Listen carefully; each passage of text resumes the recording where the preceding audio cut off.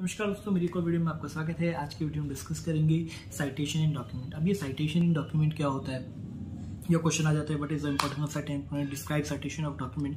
देखो, citation of document का मतलब ये होता है जब कभी भी कोई आपको प्रोजेक्ट मिलता है कॉलेज में, स्कूल में, या कोई भी प्रोजेक्ट मिलता है उसके ऊपर आपको लिखना होता है, तो आप क्या करते हैं, लाइब्रेरी जाते हैं, वहाँ से बुक निकालते हैं। किसी ने कोई फिलोसफी लिखी होती है, वहाँ से उसको लेके आते हैं। मल्टीपल जगह से चीज़ आती है, आप उसको पढ़ते हैं या फिर अपनी लैंग्वेज में लिख देते हैं। एक तरीका तो ये होता है।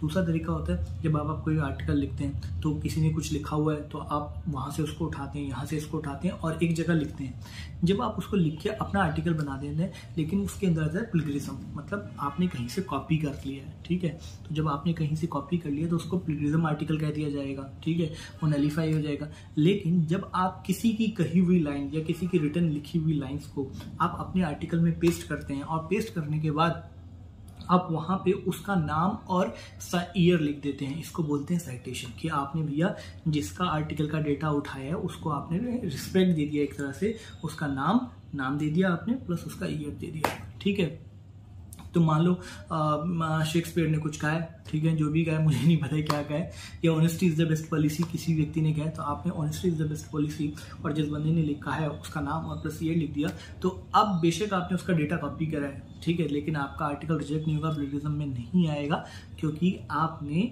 उसको नाम और रिस्पेक्ट ईयर दे दिया, रिस्पेक्ट दे दिया। साथ में पंक्चुएशन भी बता देता हूँ। पंक्चुएशन क्या होता है, देखो पंक्चुएशन क्या होता है। पंक्चुएशन का मतलब होता है जब कभी हम किसी आर्टिकल को रोकना चाहते हैं, ठीक है, नॉन एज पंक्चुएशन। ठीक है, to stop the writing in writing in article और सेंटेंस इन आर्टिकल और इन अ पैराग्राफ। ठीक है, नॉन एज पंक्चुएशन। पंक्चुएशन आप रोकोगे कैसे, आप कोमा लगा के रोकोगे, डॉट मतलब पीरियड लगा के रोकोगे, या सेमी कॉलम से, मतलब किसी तरह से हम स्टॉपेज कर रहे हैं उसको, उसी को पंक्चुएशन कहा जाता है। ये भी मैंने आपको बता दिया। फिर एक और आर्टिकल कर लेते हैं, कंप्रीहेंशन। जब ये इंग्लिश में कंप्रीहेंशन होता है क्या है, देखो कंप्रीहेंशन जो होता है ना, comprehension is the ability to understand something. Comprehension एक एबिलिटी होती है अंडरस्टैंड करने की, समझने की किसी चीज को।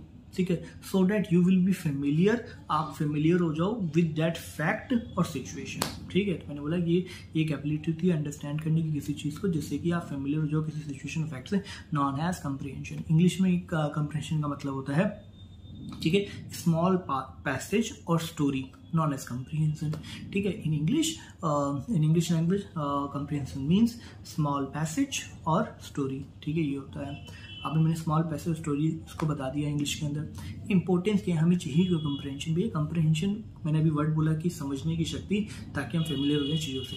तो कंप्रीहेंशन जो है वो इसलिए बनाया गया ताकि जो बच्चे हैं, ठीक है, वो हम समझ सकें कि बच्चों को ये चीज़ समझ आई या नहीं आई। यही कंप्रीहेंशन है।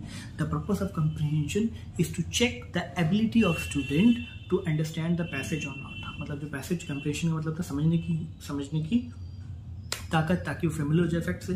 तो कंप्रीहेंशन बनाया गया है चेक करने के लिए एबिलिटी ऑफ स्टूडेंट की, weather he understand the passage और नॉट, नॉन एज कंप्रीहेंशन। ठीक है फ्रेंड्स, तो मैंने आपको कंप्रीहेंशन बता दिया, मैंने आपको पंक्चुएशन बता दिया, और मैंने आपको सबसे पहले बताया था citation. Thank you so much. अगर आपको मेरा वीडियो अच्छा लगा तो प्लीज़ लाइक कीजिएगा, सब्सक्राइब कीजिएगा।